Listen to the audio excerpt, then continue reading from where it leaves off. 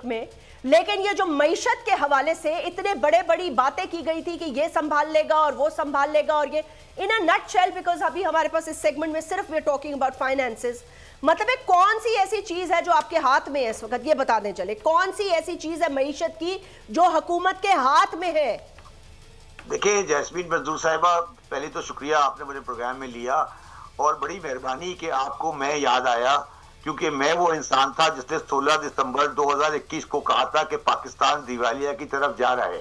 अब आप सारे मेरी बातों से एग्री कर रहे हैं, तो पहली बात तो मुझे इस बात की खुशी है कि जो मैं कह रहा था वो लोगों को समझ नहीं आ रही थी, अब लोगों को समझ आ गई है। ठीक। दूसरी बात जो मैं कहना चाहता हूँ वो आप सब, पार्टीवाला साहब भी मेरी बात से एग्री करेंगे और आप भी एग्री करेंगी कि पाकिस्तान की मईशत एक बिल्कुल रेगुलर तरीके से खराबी की तरफ जा रही है, और ये आज से नहीं है, इसकी बहुत लंबा पीरियड है, और इस गवर्नमेंट में आके कोई तब्दीली नहीं हुई बल्कि वो थोड़ा इंटेंसिफाई हुआ है।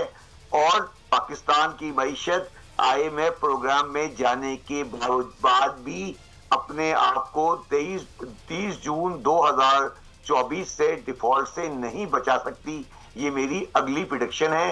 आप लोग आज नहीं मानेंगे, जब तीसरा पहले नहीं मान रहे थे, जब 24 आएगा तो आप मेरी बात मानेंगे। नहीं शब्बर जैदी साहब, ऐसा नहीं है कि आपकी बात नहीं मान रहे थे, लेकिन सवाल ये पैदा होता है ना कि जब यहाँ पे फिगर्स को और नंबर्स को फच किया जाता है, या चले व्हाटएवर। अब मुझे ये बताएं जी कि इसका हल क्या है? चले हल भी मैंने आपसे पहले सुना हुआ है, we can do a whole lengthy programme.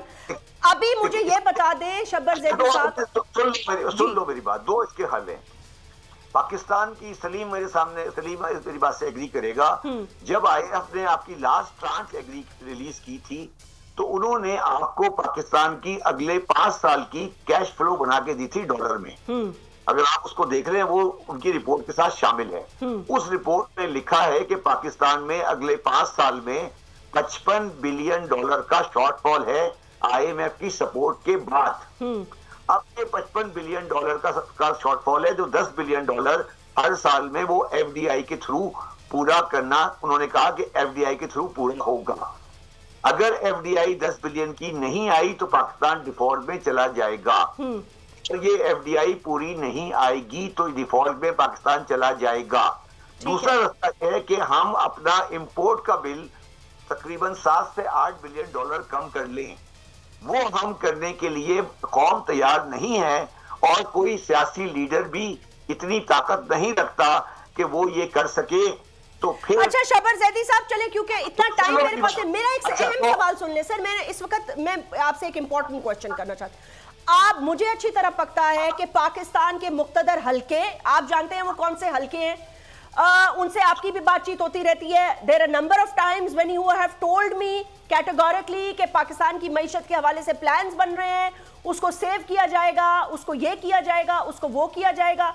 मुझे समझ में नहीं आ रहा वो सेवियर कौन होगा और कब किया जाएगा। अपने पोर्ट्स की आप हालत देखें, अपने डॉलर की आप हालत देखें, मतलब है चले अपने डॉलर की छोड़े, अपने रुपए की आप हालत देखें, मोहताजी तक आ गए हैं आप। जब ये सलीम मांडीवाला साहब और शाह महमूद साहब दोनों हाथ उठा लेंगे कि हमारे बस का काम नहीं है, तो फिर हम आ जाएंगे। हम आ जाएंगे, आप भी उनके साथ शामिल हो गए हैं। समझ आ गई आपको बात? मैं जाहिर है मुझे आ गई है आपकी बात अच्छी तरह, पूरे पाकिस्तान को समझ आ गई है।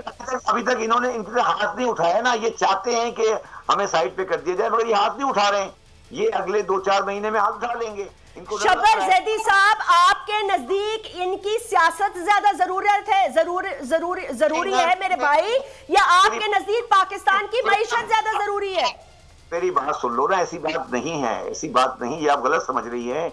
इनको भी अच्छी तरह अंदाजा है कि ये इस मईशत के साथ नेशनल इलेक्शन में नहीं जा सकते, और इनको ये भी अंदाजा है कि कोई भी पार्टी पाकिस्तान के वो करेक्टिव मेजर जो पाकिस्तान के लिए जरूरत है वो नहीं ले सकती। पाकिस्तान एक ऐसे दौराहे पे आके खड़ा हो गया है जहां एक डिसीजन लेना है कि कौन सा ऑटोक्रेटिक बस तरीके से पाकिस्तान में आएगा। अब मैं आपको एक और बात कहना चाहता हूं, मुझे बताइए, जब पाकिस्तान की 2 पार्टियां आपस में ये अलेज कर रही हैं कि एक दूसरे को कत्ल कर देंगे वो, तो पाकिस्तान में कौन सा नेशनल कंसेंसस आएगा जो पाकिस्तान को सही करेगा? ये जो बातचीत हो रही है, इसमें जिन लोगों की मैं बात कर रहा हूं उनकी जो आमद है उसको और करीब कर दिया है। क्या कर दिया है? उनके आने को खरीद कर दिया है। मेरी बात ये वैसे शब्बर जैदी साहब, मुझे एक बात बताएं, मैं आपसे you know taking advantage of this situation, वैसे तो I am going to do a whole episode with you again, लेकिन ये जो इतने 30 साल से एक्सपीरियंस सियासतदान आए और इन्होंने कहा जी फारिग करो खान को, इसको तो आता कुछ नहीं, सब कुछ एस्टैब्लिशमेंट चला रही थी, तो वो अभी भी चला लें, क्या मसला है? आप क्यों नहीं चलाते? वो इन एक्सपीरियंस लोगों के साथ भी वो नहीं चला सकते? खान तो चलो नहीं था, एक्सपीरियंस ही नहीं था उसको। मैं बड़ा आसान रास्ता बताता हूँ, बिल्कुल सिंपल बताता हूँ।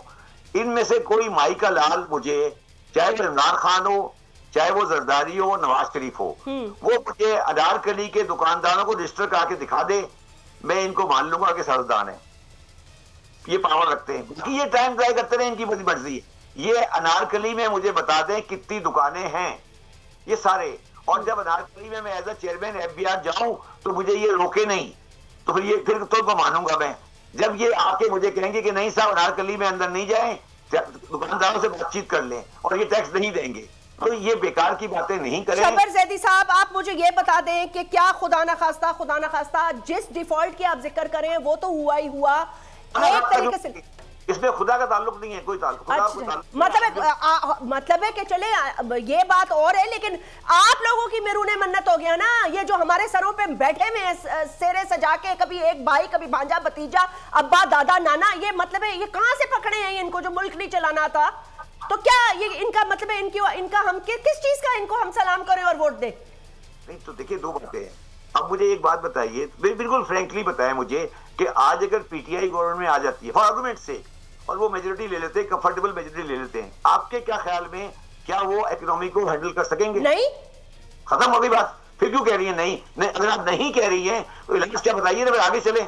मैं यही तो मेरा आगे का सवाल है कि भाई जो सारी जिंदगी क्रेडिट लेते रहे कि हमने इनको भी चलाया, हम चाइना से भी पैसे लाए, हम अमेरिका से भी लाए, बर्तानिया से भी लाए, सऊदी अरेबिया से भी लाए, तो अब क्यों नहीं लाते? अब क्या वजह है? अब मसला ये है कि जब आप दो कश्तियों में सवार होने की कोशिश करते हैं और आप ये कहते हैं, जो अगर तुम्हें तुम्हारा मेरा जो हुआ था, जो डिस्कशन होता है, जो दूसरे वाले हम लोग उस पे करते हैं, उस पे तो याद है मैंने क्या कहा था?